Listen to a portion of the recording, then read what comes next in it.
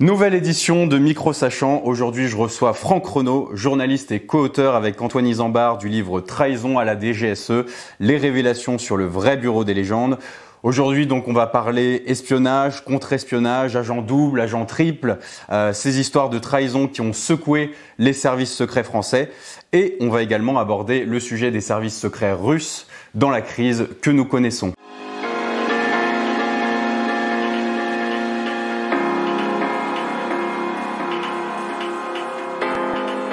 Bonjour, Franck Renaud.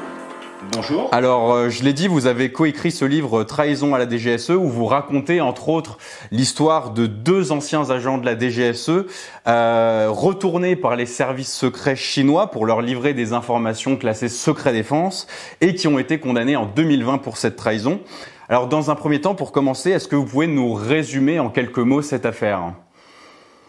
Alors oui, l'affaire qui a vu la condamnation en juillet 2020 de deux agents anciens de la DGSE, Henri, qui a été condamné à 8 ans, mais qui était un peu la cheville ouvrière de cette affaire, et Pierre-Marie, qui lui a été condamné à 12 ans. C'est une affaire de fait au long cours, et s'ils ont été condamnés alors qu'ils étaient tous les deux retraités, pour l'un officier de carrière, Henri, et pour l'autre civil, qui avait longtemps travaillé à la DGSE, il faut bien se dire que c'est des agents, des officiers traitants du service de renseignement extérieur de la France, opérationnels, c'est-à-dire en activité, qui ont été retournés, utilisés par le Guangbu, le ministère de la Sécurité d'État chinois. Alors l'affaire, elle démarre de fait en 1996, lorsque Henri, qui depuis une petite quinzaine d'années est entré à la DGSE, c'est un officier de carrière, armée de terre, qui a fait l'école militaire interarmes de Saint-Cyr-Couët-Quidan. Il s'oriente donc au début des années 80, il s'ennuie un peu dans l'arme du train à laquelle il est affecté, et donc il entre à la DGSE. Il occupe un premier poste à l'étranger, en Afrique, au Sénégal, où il s'occupe en particulier de contre-espionnage. Et il rentre à Mortier, la caserne de la DGSE, boulevard Mortier, la caserne des Tourelles, que l'on voit dans le Bureau des légendes, dans le générique du Bureau des légendes. Et puis là, il s'ennuie un peu. Il a cette particularité de s'être assez tôt intéressé à la Chine, d'avoir passé un diplôme de chinois sans avoir d'histoire personnelle ou familiale qui soit liée à ce pays. C'est un intérêt qui s'est déclenché chez lui. Et il travaille, il a travaillé comme analyste sur la Chine.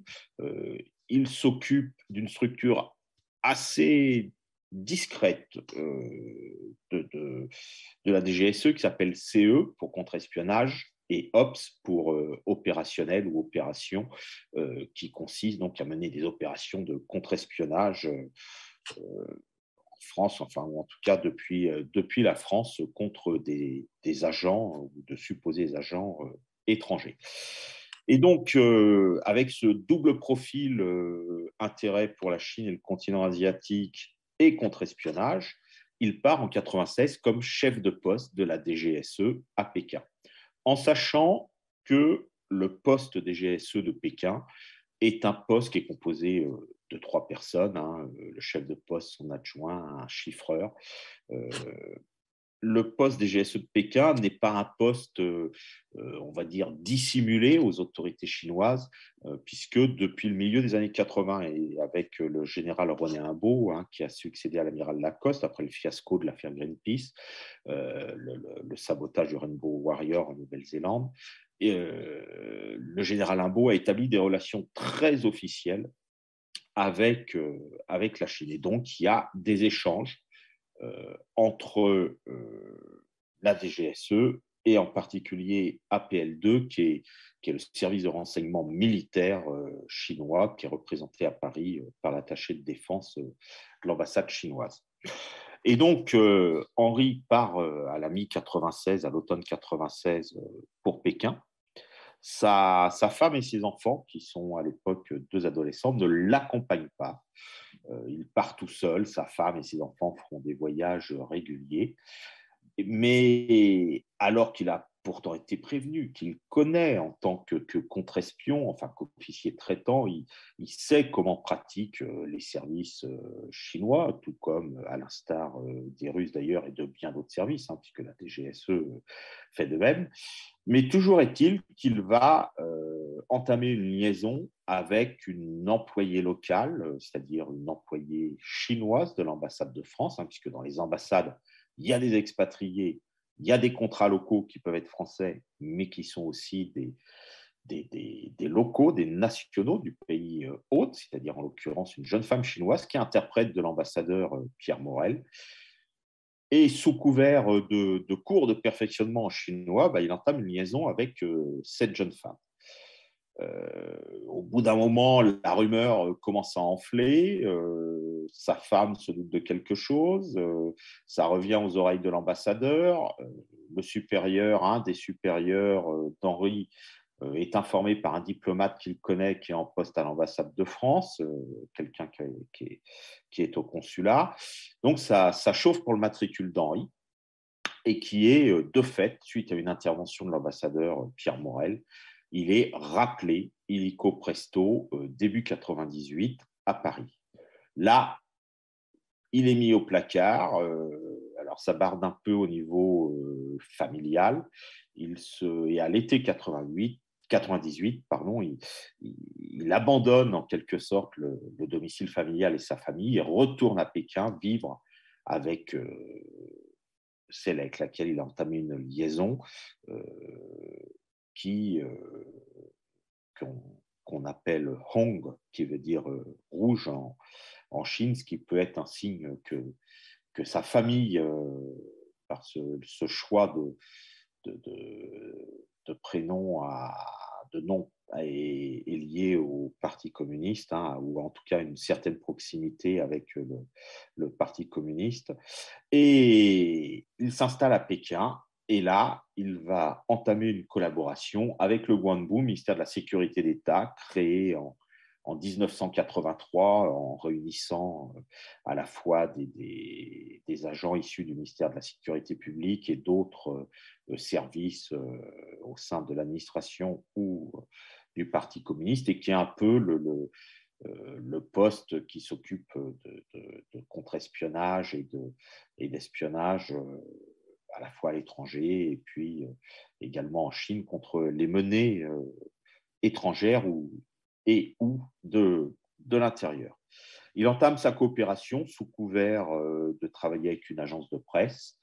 Lors du procès qui se déroule en juillet 2020, il dira qu'il n'a jamais donné de nom d'agent clandestin, en sachant qu'un chef de poste comme il était normalement ne connaît pas les clandestins du pays, les clandestins de la DGSE en poste dans le pays, mais par les fonctions qu'il a pu occuper précédemment au sein de la fameuse cellule CEOPS, certains de nos interlocuteurs ont pu nous dire, Antoine Isambard et à moi, qu'il avait pu avoir connaissance des identités de certains clandestins. Il a juré, ses grands dieux, qu'il n'avait pas donné de nom, qu'il avait expliqué le fonctionnement de la DGSE, mais que jamais il n'avait donné de nom. Bon, toujours est-il qu'il collabore avec le MSE. Ça démarre, on est à la mi-98. Enfin, officiellement en tout cas, dans ce qu'il a pu raconter. Est-ce que la collaboration a commencé avant? On ne le sait pas. Il entame cette coopération et cette collaboration, pardon, et au bout d'un certain temps, il va être un peu à sec, hein, en quelque sorte. Il a moins d'infos puisqu'il n'a plus de contact, même s'il revient régulièrement en France, même si on sait que de temps en temps, il est débriefé à la DGSE, ce qui pourra amener à poser des questions parfois sur est-ce que la DGSE n'a pas tenté de l'utiliser comme agent double à un moment, interrogation à laquelle on n'a pas, enfin, on a des éléments de réponse, mais on n'a pas un tout blanc, tout noir. On est, comme souvent en matière d'espionnage, dans une zone grise. Donc, Henri, il commence à être un peu à sec et en 2005, il va s'adresser à quelqu'un qu'il connaît, qui est Pierre Marie, qui lui aussi est passé, a fait du contre-espionnage, a fait de l'analyse, et quelqu'un, si Henri est un officier de droite, homme de droite catholique, Pierre Marie est sur le même profil, si ce n'est qu'il n'est pas militaire. Lui, c'est un civil, un fonctionnaire civil, euh, plutôt très à droite, et donc même penchant carrément à l'extrême droite. En cycle prouveront ses engagements futurs. Euh, et également très marqué par la religion catholique pratiquant, qu'on peut qualifier de traditionnaliste. Et vivant dans la région de Versailles, sa femme sera même pendant un temps élue à Viroflay dans la majorité municipale d'Yverdon. Et donc, Henri sait que Pierre-Marie a une grande famille, a besoin d'argent, et puis que là, il s'estime un peu déconsidéré à la DGSE parce qu'il a été mis aux archives. Et donc Henri approche Pierre-Marie et de fait, il va l'enrôler dans sa trahison et sa collaboration avec le Gouarnebou.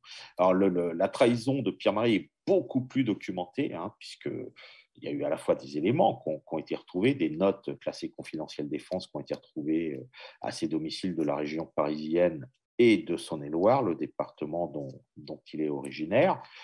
Et on sait que Pierre-Marie a donné beaucoup plus de choses. Il avait été équipé par ses officiers traitants chinois, entre ordinateurs cryptés, clés USB cryptées à un assez haut niveau, et qu'il les rencontrait régulièrement. Ils ont été suivis par la DGSE, qui a mené une enquête interne avant que la justice puis la DGSI ne soit saisie.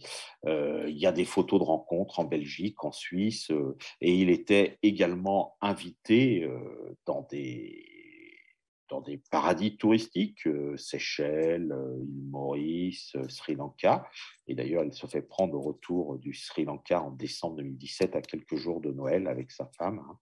Et grosso modo, il passait une semaine dans un resort au bord de l'eau, sous le soleil. Et avec les officiers traitants chinois qui les rejoignaient sur place, il donnait des informations.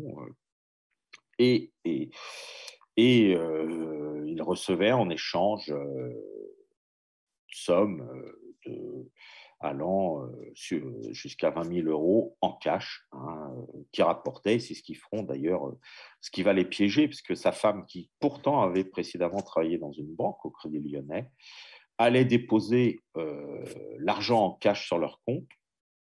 Et ça finit, les banques, à partir d'un certain montant, doivent saisir Tracfin, le service de renseignement du ministère des Finances. Tracfin a été alerté et a fini par alerter la DGSE en voyant ces montants, ce qui a déclenché l'enquête fin 2017. Alors, on peut s'interroger sur pourquoi, entre le moment où Henri est rappelé, début 98, et l'arrestation fin 97, s'écoule près de 20 ans. Est-ce qu'il y a eu à un moment une tentative de retournement d'Henri, d'intoxication des Chinois? On nous a dit, certains interlocuteurs donc, nous ont dit, à Antoine Isambard et à moi, que c'était possible. D'autres, peut-être. On ne sait pas. Alors, ceux qui savent n'ont pas souhaité répondre à nos questions. L'un, d'ailleurs, est décédé peu de temps avant l'apparition du livre, l'ancien directeur général, Jacques Devattre, le préfet Devattre, qui était un ancien militaire saint-cyrien, qui était patron de la DGSE lorsque les faits se sont produits. Le directeur du renseignement, Jacques Lacarrière, ancien policier de la DST, n'a également pas répondu à nos sollicitations. Et celui qui était en quelque sorte son adjoint, qui est un haut fonctionnaire français qui était jusqu'à récemment à la Cour des comptes, n'a également pas voulu nous répondre, arguant de son engagement à la discrétion, à respecter le secret après son départ de la DGSE. Voilà pour un résumé, mais assez long quand même, de l'affaire.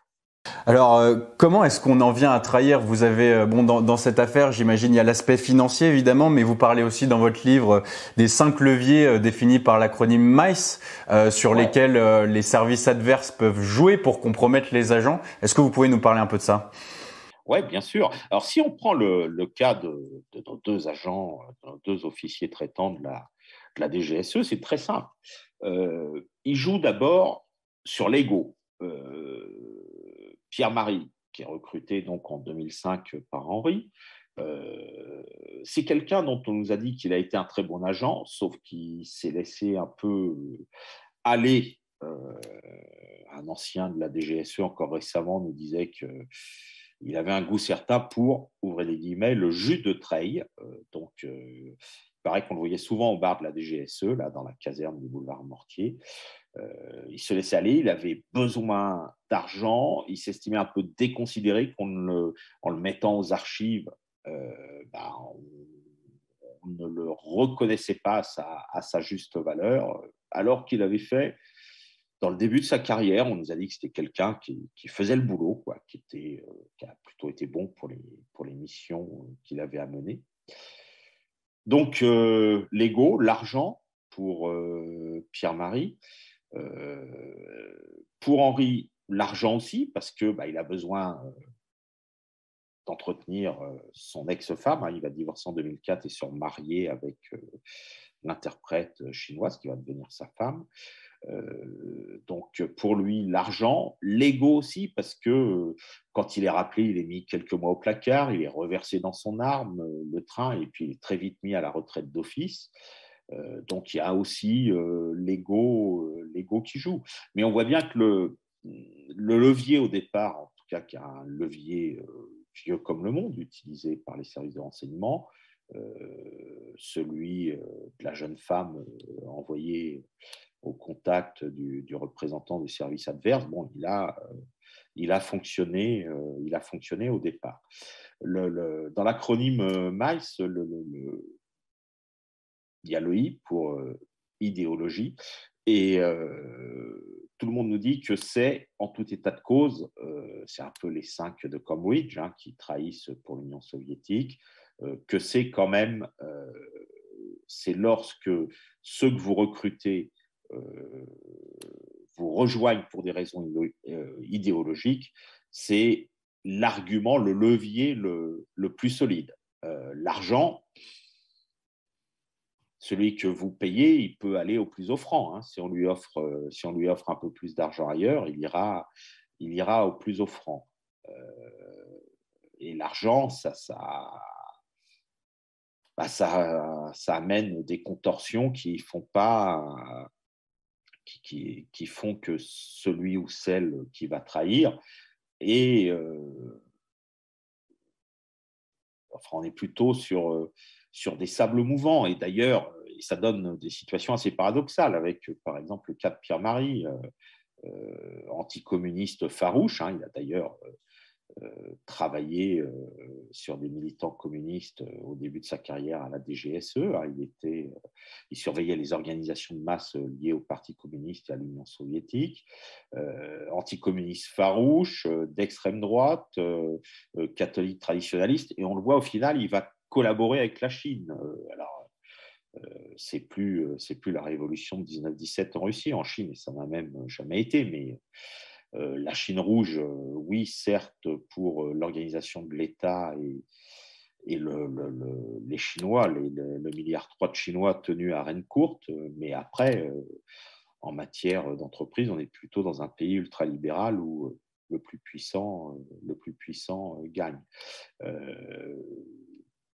Ce qui est étonnant, c'est qu'il va se vendre en quelque sorte pour assurer son train de vie et celui de sa famille à ce pays. Et d'ailleurs, il dira, alors là, ça fait écho à une actualité plus récente et à ce qui se passe en Ukraine avec l'invasion russe, il dira au tribunal, et c'est sans doute ce qui explique aussi qu'il a été plus lourdement condamné qu'Henri, même si sa trahison a été plus documentée par l'enquête, il dira qu'il, pour lui, un modèle à la Vladimir Poutine, c'est ce qu'il faudrait à la France.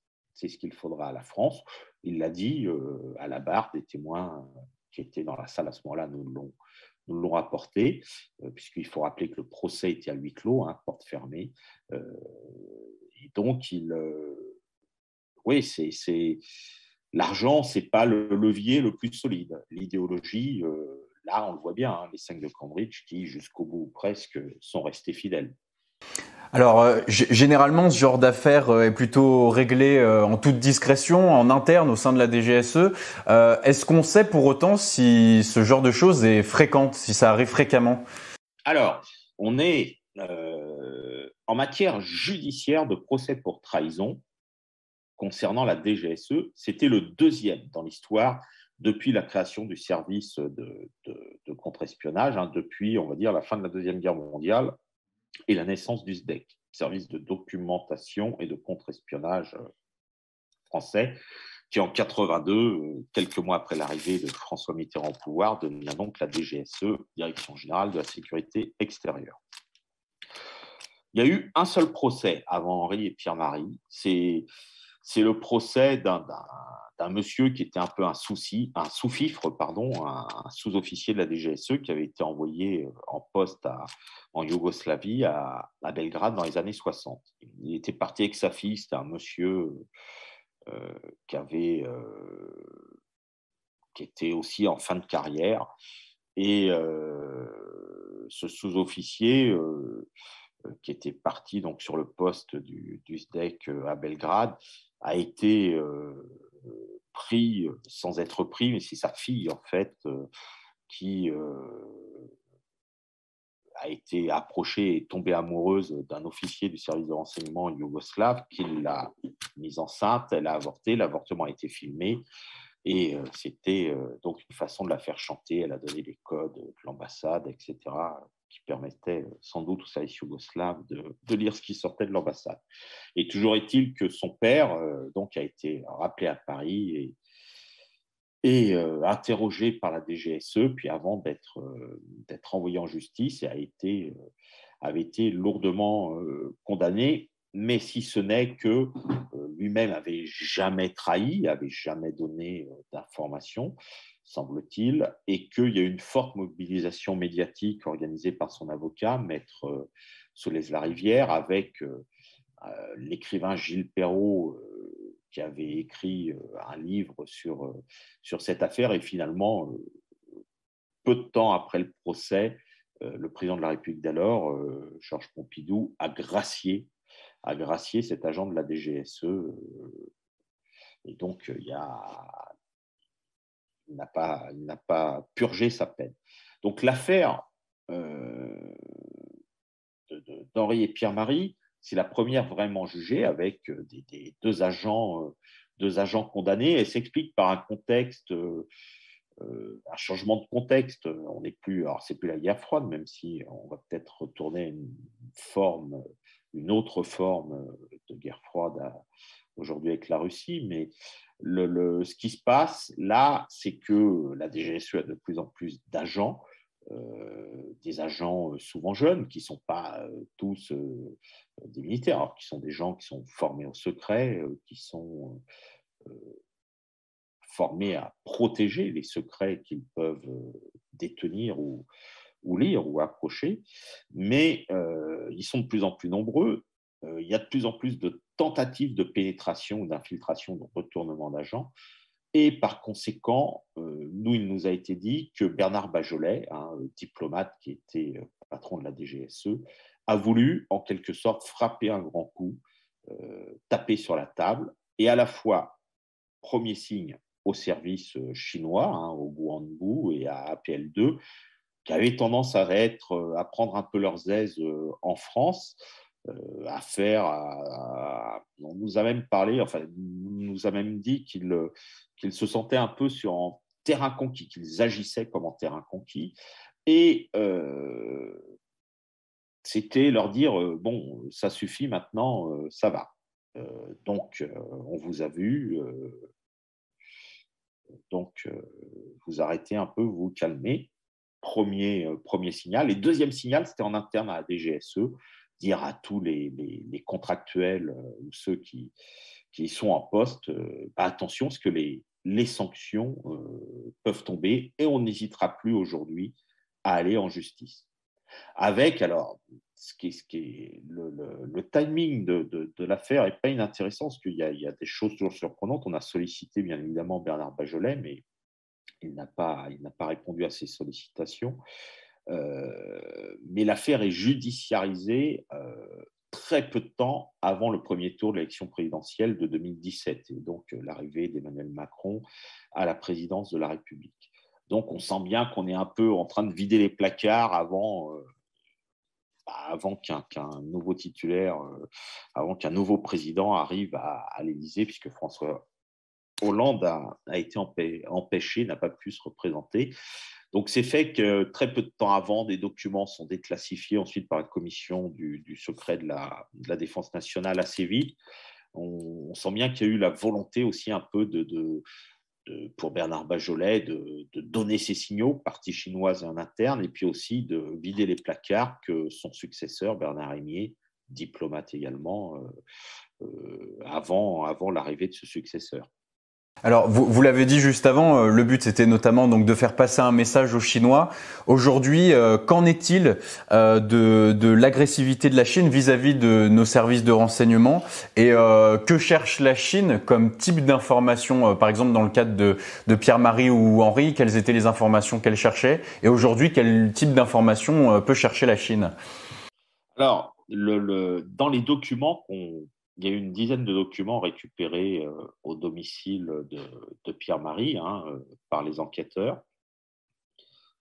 Ces documents, c'était de fait des analyses géopolitiques de la DGSE et qui montrent, un peu à l'instar de ce qui se passe depuis quelques années avec la Russie, que le terrain d'affrontement, en tout cas pour ce qui concerne la France vis-à-vis des services de renseignement adverses, qu'ils soient russes ou chinois, c'est l'Afrique aujourd'hui.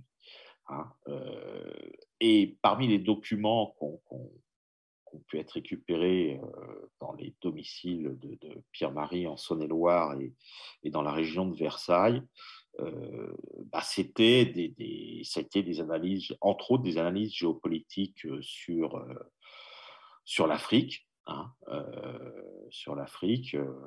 Et puis, alors ça peut résonner particulièrement avec l'actualité récente, mais il y avait aussi des choses sur la Crimée, sur l'Ukraine, les analyses de la DGSE sur l'Ukraine. Alors, bien évidemment, la Chine a un regard particulier sur la Russie, à la fois par l'histoire des deux pays qui ont porté chacun un drapeau différent du communisme. Euh, et puis par le voisinage géographique, bien entendu. Mais il y avait aussi des choses donc, sur l'Ukraine, la Russie, des documents de ce type. Alors sans doute, sinon que Henri, lui, ça a été plus des choses sur le fonctionnement interne de la DGSE, les pratiques de la DGSE, son organisation, etc. Quant aux clandestins ou à donner des noms, Henri a juré devant le tribunal que non, qu'il n'a pas livré de nom de clandestins. On sait que ces clandestins sont moins d'une dizaine en Chine et qu'en tout état de cause, après son rappel, la DGSE a préféré, pour des raisons de sécurité, démonter en quelque sorte ce dispositif. Et nous, on raconte dans le livre qu'un clandestin qui était arrivé récemment à Hong Kong, qui était un des postes d'observation de la Chine, qui n'était pas le Hong Kong d'aujourd'hui, complètement sous la coupe de Pékin, qui était encore un poste d'observation pour les China Watchers, comme on les appelait, un agent infiltré de la DGSE, infiltré comme journaliste d'ailleurs, a dû rentrer assez vite à Paris. Alors, quid des services secrets russes maintenant, et ce sera ma dernière question. Qu'en est-il de leur niveau d'agressivité à eux? Est-il déjà arrivé qu'ils retournent des agents français par le passé, ou du moins est-ce qu'ils en sont capables aujourd'hui? Est-ce qu'ils ont la capacité de soutirer des infos sur l'OTAN ou l'Union européenne dans le contexte qu'on connaît? Qu'en est-il? Alors, on sait que les services russes, que ce soit le GRU ou le SVR sont très actifs en France. Le GRU, ça a été documenté. Il y a eu des articles de Jacques Folloroux dans Le Monde racontant comment la Haute-Savoie servait un peu de plaque logistique et organisationnelle à des opérations du GRU. On raconte dans le livre, alors l'affaire avait été dévoilée à la fin de l'été 2020, lorsque cet officier a été arrêté. On apporte des précisions inédites dans le livre sur le profil de l'officier français, un Saint-Cyrien, armée de terre, donc, qui était en poste à l'OTAN à Naples, hein, qui est un centre, une base importante de l'OTAN, dans le sud de l'Italie. Et cet officier, bon, a été pris la main dans le sac, hein, en relation avec un officier russe du GRU, lui livrant des informations, a été pris la main dans le sac en courant 2020, et il a été arrêté par les services français, en l'occurrence qui est la DRSD, l'ex-sécurité militaire, qui était aux manettes. Et cet officier, ce qui est intéressant, qui a fait une carrière, qui a occupé plusieurs postes à l'OTAN, qui a également été attaché de défense dans un satellite, un ex-pays de l'Union soviétique, qui est le Kazakhstan, et c'est sans doute là-bas qu'il aurait été approché par les services russes, selon ce qu'on a pu nous indiquer. Cet officier, c'est un peu comme Pierre-Marie, quoi. C'est un officier plutôt très à droite, alors qui lui avait une histoire familiale liée à la Russie, puisque des ancêtres avaient rejoint le tsar et combattu les armées napoléoniennes. Mais on était un peu comme Pierre-Marie, un peu le syndrome de l'homme fort et une admiration certaine pour Vladimir Poutine. Et donc, cet officier est pour l'instant en prison et devrait être jugé au cours de l'année ou en 2023. Alors, nul doute que le contexte géopolitique et mondial va ajouter des difficultés à sa défense. Mais on sait que les Russes tapent tous azimuts, hein. Les Italiens avaient, peu de temps avant, avaient pris pareil sur le fait, hein, sur le parking d'un supermarché, un de leurs officiers de l'armée de l'air, me semble-t-il, de mémoire, qui avait été pris pareil sur le fait en relation avec un agent d'un service russe. Il ne faut, nous, ce qu'on nous a dit, par exemple, pour le poste de la DGSE à Moscou, c'est sans doute un des postes les plus exposés pour les représentants de la DGSE envoyés là-bas, qui sont le poste officiel étant de 4 ou 5 personnes. Et c'est invivable. Très régulièrement, les types envoyés là-bas ne finissent pas les 3 ou 4 années de mission. On nous a raconté pléthore d'histoires d'envoyés de la DGSE qui très vite se retrouvent à avoir une liaison avec une jeune femme ou un jeune homme, suivant leur goût russe. Et bien évidemment, ils sont piégés, il y a des photos qui circulent. Et ça, c'est classique, hein. L'anecdote, on nous l'a rapporté, c'est un ancien de la DGSE qui a rencontré un ancien du KGB. Enfin, ils se connaissaient.